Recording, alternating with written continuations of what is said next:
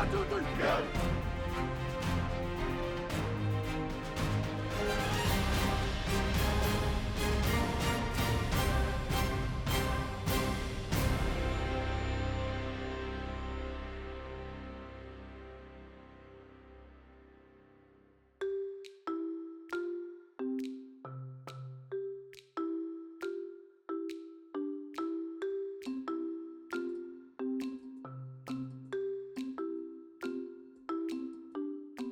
Texas A&M has dropped 2 in a row, and now a pair of home games are all that remains in the regular season.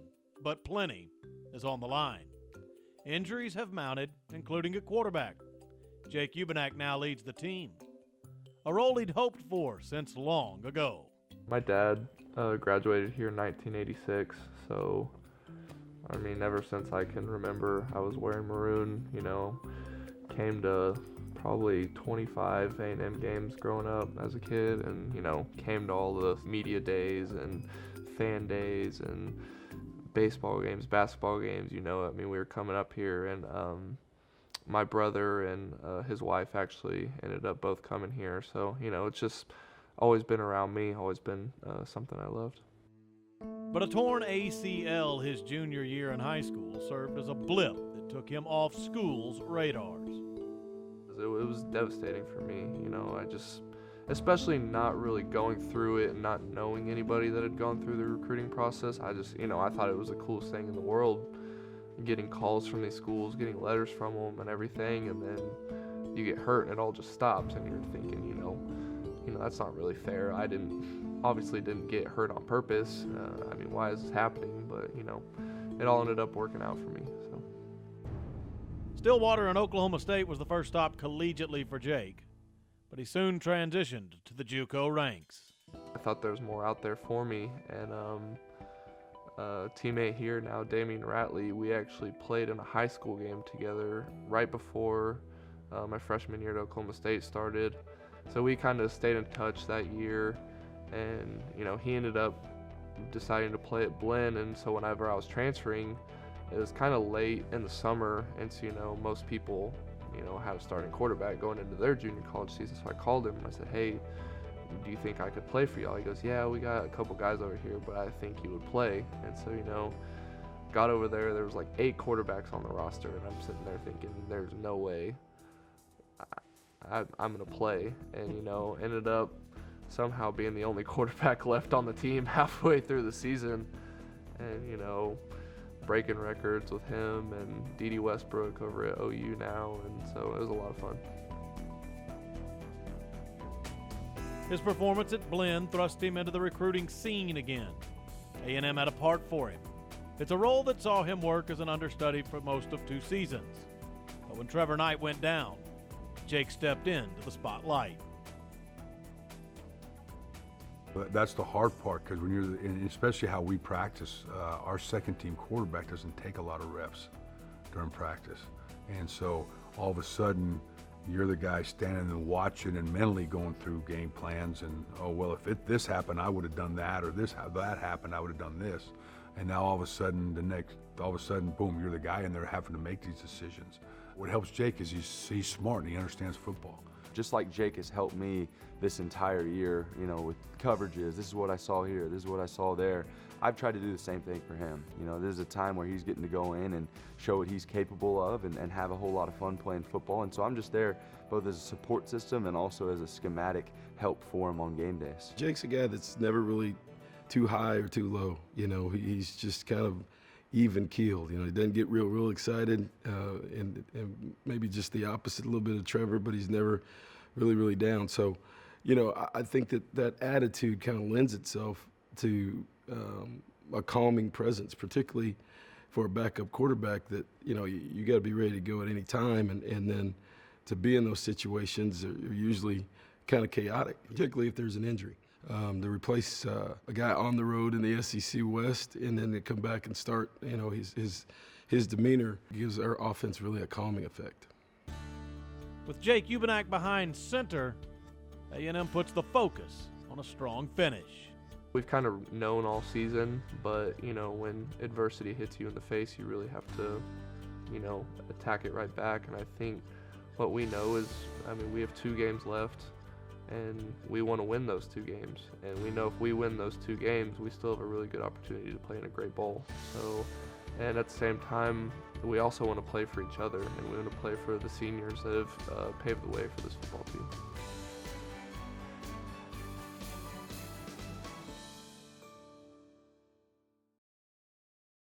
The Pulse, Texas A&M football is brought to you by Memorial Hermann, official sports medicine partner of Texas A&M Athletics.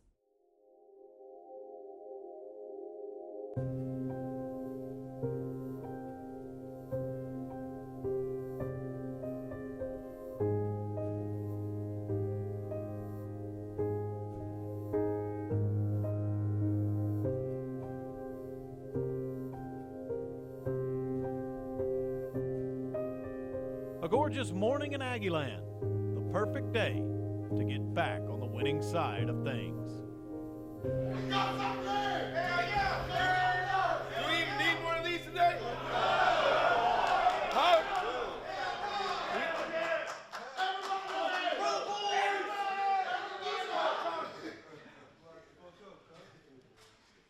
Do your thing, right? We talked about it earlier. Last night, all week, you guys are ready to go. Great day out there, sun's shining. Some of you guys, first time on the field. Some guys, we got to have leadership out of you, okay? From first snap to the last snap. This kind of energy we got to have all day. All day. All day. All day. Not just now, not just the first half, all day. All right, depending on you guys. Fellas, I was laying in my bed last night, and I was just kind of looking back on this journey with you guys, man. And about a year ago now, I made the decision to leave the place I was at before and come here because I thought it would be special. I thought you guys were special, man. Now we got 5 days left, really. 5 days to make a name for ourselves, to be special, and to be that team that I thought we could be and that I know we still can be. That starts today, fellas. That starts today, and I got one thing left.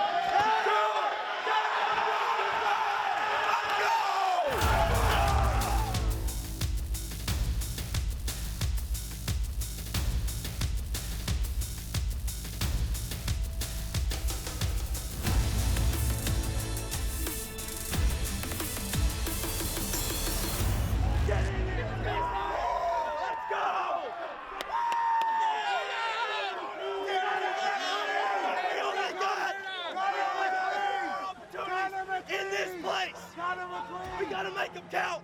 Every snap, from whistle to whistle. Dominate the line of scrimmage. Dominate your man. Let's go. Dominate. Let's go. 1, 2, 3, dominate.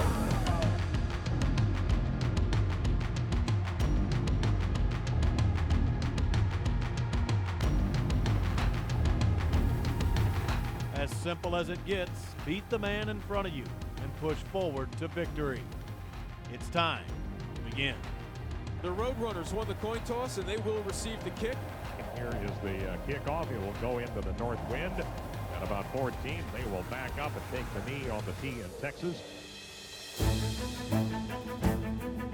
With a stop from the defense, the offense turns the key and revs up. Roadrunners showing pressure. Here comes Iguagu off the right. They run away from him. And Ford gets the first down and more. Out to about the 37. Here's the carry across the middle of the line, right behind the center McCoy, and crosses midfield and goes to the 40-yard line. Hubenak with time. Hit as he throws, has a man open. It's Kirk who makes the grab inside the 20. 3rd and 4 from the 16. Roadrunners showing pressure again. Here they come. Hubenak throws away from it. Man is open for the grab and touchdown. Josh Reynolds. Right, baby. Yeah, baby. Hey, Josh. With the Aggies out in front, the Roadrunners move downfield, hoping for points of their own. This will be a 44-yarder for Rutsis. And he pushes it to the right. No good. That is over the middle, and that goes to the 35-yard line. Cuts back to his left. He's going to the sideline steps, and the Aggie bench at the 29. Snap. Here's the throw. And a catch across the 20, broken tackle, and Ricky Seals-Jones across the 15 down to the 14. That will be a first down for Texas A&M. There's a handoff, straight ahead goes Williams, crosses the 10 and down at the 7-yard line. This will be spotted at the 14-yard line. There's the snap, spot is down, it's up, and they will count that as a good one.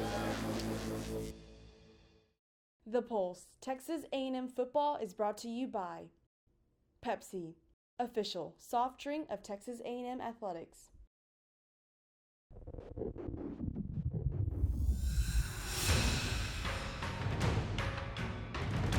Texas A&M has control, but UTSA possesses resilience. Early in the second quarter, they keep hold of the football with a clutch 4th and 8 pickup. Soon after, College Station native Josh Stewart makes the difficult look easy, feeling right at home in the Kyle Field end zone. Tackle, stop trying to strip. You gave the running back 5 yards. No energy, no drive, right? Come on. You good? Come on, bro. Let's go. Let's go. With the Roadrunners back in it, a response is needed to regain momentum.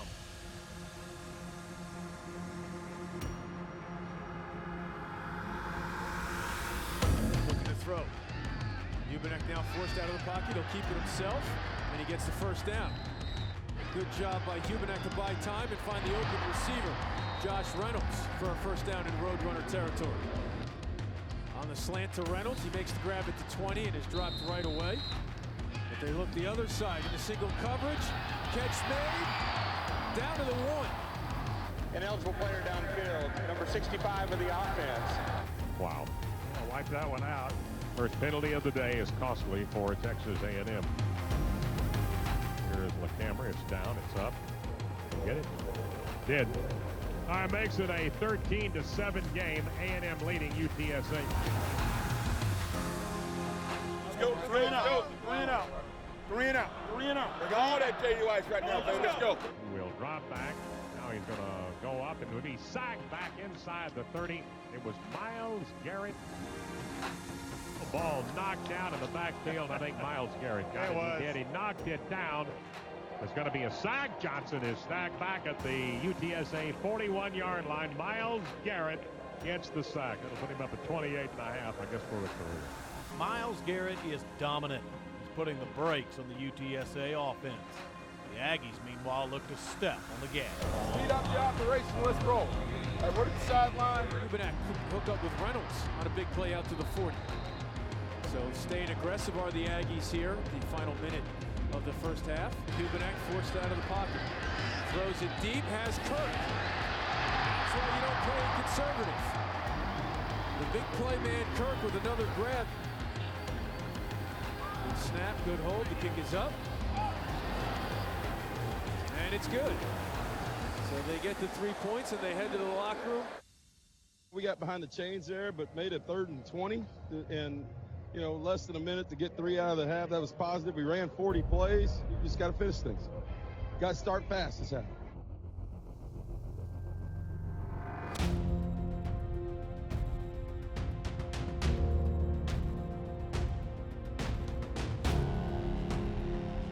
A&M leads 16-7. Here's a sack at the midfield at the 50. Myles Garrett will get the sack. Big 3rd down here. The Aggies need to get off the field. And that's going to be close. Dove into the left side. I think he's short by about a yard. They've got it 4th down and 1 to go. Hand off. Fights for it. Well, that just stalled that drive out. What did the Ags ever need that? That away, defense! Whoa! That away! Good shot, OT! The defense digs in, makes a stand, and locks down on the runners. A&M now looks to bust loose and shake free.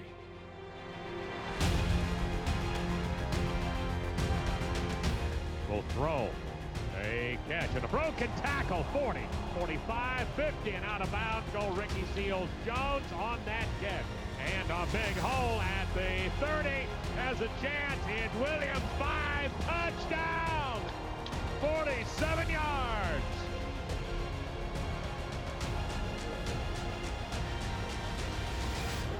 Let's get it, baby. Let's get it. How do you feel, Kelsey? Hey, now just take over. The Pulse, Texas A&M football, is brought to you by ASCO, your place for case construction equipment in Texas. With A&M up 2 touchdowns with the fourth quarter's arrival, UTSA hopes to get within striking distance. No chance of that. Not with Myles Garrett still on the attack. Johnson gets destroyed. Ball comes out. They're calling it a fumble. Alex Caesar with the recovery. Myles Garrett. Who else? Garrett, the first player there for the A&M defense, and then Caesar on the loose football. Here comes pressure. Garrett's going to bring him down for another sack. Myles Garrett's big day continues. Myles Garrett is a game changer, and he can do it on one snap. He's just speed and strength on third down has been dominant this entire afternoon.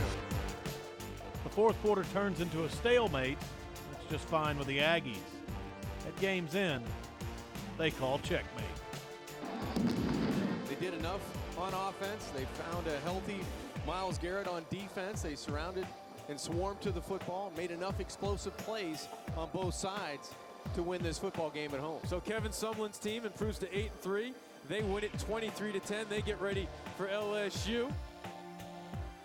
Okay, we accomplished the first goal of the week, right? It was a win today. Played a lot of young guys. A lot of guys got to play in critical situations. Proud of them. Proud of them. All right? Now, we have a short week, a very short week. Tomorrow, because tomorrow's a work day. There is no day off. The days off are coming after Thanksgiving. All right? That was step one. That was step one. Just remember this. You got one more time in Kyle Field with this unit. All right? The people, look around. This group. All right? One more time. One more time. So as you approach everything you do this week for this game, we still got stuff out ahead of us. But as you approach it, one more time, we owe it to these guys, the seniors on this team, we got to have leadership. We still have not played our best football, and there's no better time than Thursday night to do it on national TV. This game was big because we had, so many guys that did not play. And when you're out there without your 2 starting corners and your starting safety and your starting nickel, that's the majority of your production in the secondary. So we got a lot of young players in the game. That alone, I think, helps this team make strides. To a guy like Clifford Chapman or Charles Oliver, they're not thinking about LSU. They were worried about playing well against UTSA and not getting beat deep.